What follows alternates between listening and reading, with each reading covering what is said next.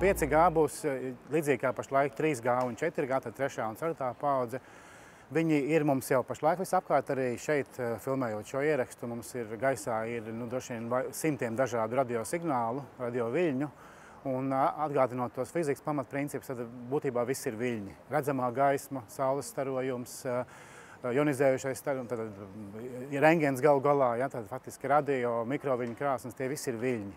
Viņi ir ļoti atšķirīgi pēc savas dabas. Un, ja mēs runājam par 5G, tad mēs runājam tātad par mazliet varbūt savādāk izmantot esošu tehnoloģiju. Tā lielā atšķirība ir tāda, ka atšķirībā no iepriekš lietotiem mobiliem tālruņiem, jeb pašlaik lietotiem mobiliem tālruņiem, nedaudz mainīsies viļņu garums, kurā tas signāls tiek pārraidīts. Ja, un faktiski jāsaka tā, ka, ja man kā ārstam un darba vides speciālistam un vides speciālistam prasītu labāk vai sliktāk, bīstamāk vai nebīstamāk, es teiktu, ka īstenībā visticamāk mazāk bīstami.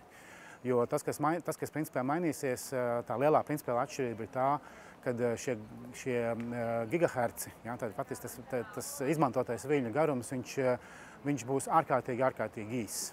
Un tā principāla izmaiņa, no kā cilvēki iespējams baidās, ir tas, ka tas nozīmē to, ka ir daudz vairāk raidītāju, bet ar daudz mazāku jaudu. Ja mums kādreiz bija viena māja, kurai virsū ir 3 lielas antenas, katru uz savu pusi vērsta, ja, katrs staro kaut kādu noteiktu jaudu.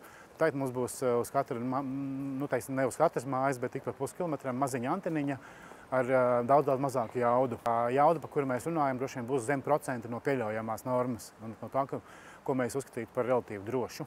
Ko tas dara veselībai? Ja? Tad faktiski jāsaka tā, ka jāatcerās ir viena lieta. Tiem viļņiem, viņi izplatās, tā kā mēs iemetam dīķi akmentiņu, arī viļņi izplatās. Un mazāks akmentiņš, mazāk vilnīši, īsāk gabaliņu izplatās. Bet viņi ir sīkākie, ja, un ātrāk pazūd. Un elektromagnetiskiem laukām vispār ir ļoti liela īpatnība, ka viņš faktiski ārkārtīgi strauji samazinās. Ja mēs sežam virsū antenai vai esam tieši pie antenas, ir, teiksim, daudz starojuma, 1 metru pājām ir varbūt 5% pājām, 2 metrus ir 1% pājām, 3 metrus ir 0,1%.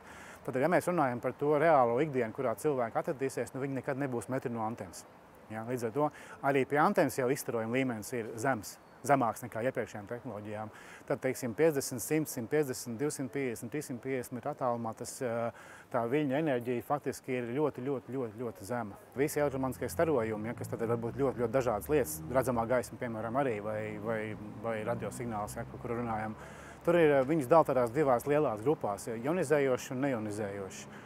Un tā lielā starpība faktiski ir tajā, kas raksturo to starojumu jaudu. Tad ionizējošais ir tāds, kurš spēj izmainīt tās DNS mūsu molekulā.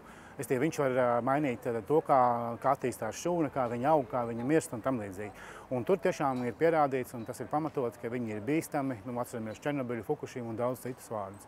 Savukārt, vispārējais ir neionizējošais starojums. Un tam nav šī, jau viņam pēc būtības, no savu tā fizikas pamatprincipu, viņam nav pietiekami daudz jauda, lai kaut ko būtiski izmainītu cilvēku šūnā. Ionizējošais tipiskie piemēri rengens starojums, teiksim, saules radiācija, dažādi tur urāna un citi izotopi, radons tā skaitā.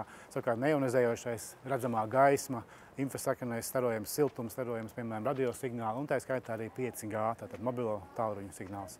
Tātad varu tikai nomierināt no medicīnas viedokļa, bažu nav. Protams, kad ir jāatcerās elementārs piesardzība un ražotāja prasības nesēdēt virsū raidītājiem, neatrasties viņu tiešā tuvumā. Ja, un viņi arī vairumā gadījumu tiek izvietot vietās, kur nebūs, teiksim, tā pieeja tādā attālumā, kas būtu bīstams cilvēkam.